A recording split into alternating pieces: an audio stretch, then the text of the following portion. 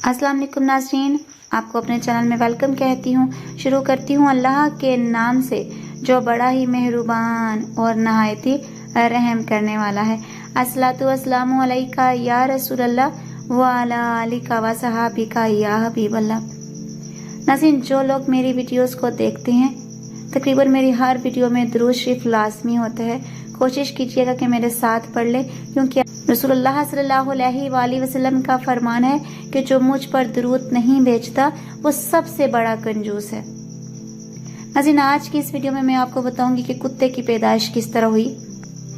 नाज़रीन, कुत्ते की पैदाइश इस तरह हुई कि जब खुदा ने हजरत आदम अलैहिस्सलाम का पुतला मुबारक तैयार फरमाया तो फरिश्ते हजरत आदम अलैहिस्सलाम के इस पुतले मुबारक की जियारत करते थे, मगर शैतान हसद की आग में जल भुन गया।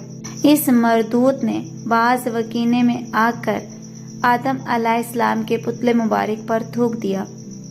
नाज़रीन, ये थूक हजरत आदम अलैहिस्सलाम की नाफ मुबारक के मुकाम पर पड़ा। खुदाए ताला ने हजरत जिब्राइल अलैहिस्सलाम को हुक्म दिया कि इस जगह से इतनी मट्टी निकाल कर इस मट्टी का कुत्ता बना दो। चुनाचे इस शैतानी थूक से मिली हुई मट्टी का कुत्ता बना दिया गया। नाज़रीन, ये कुत्ता आदमी से मानूस इसलिए है कि मट्टी हजरत आदम अलैहिस्सलाम की ही है, और प्लीद इसलिए है कि शैतान का थूक मिला है, और रात को जागता इसलिए है कि हाथ इसे जिब्राइल अलैहिस्सलाम के लगे हुए हैं। आज की इस वीडियो में इतना ही। अगर आपको मेरी वीडियो अच्छी लगी हो तो लाइक और शेयर कीजिएगा।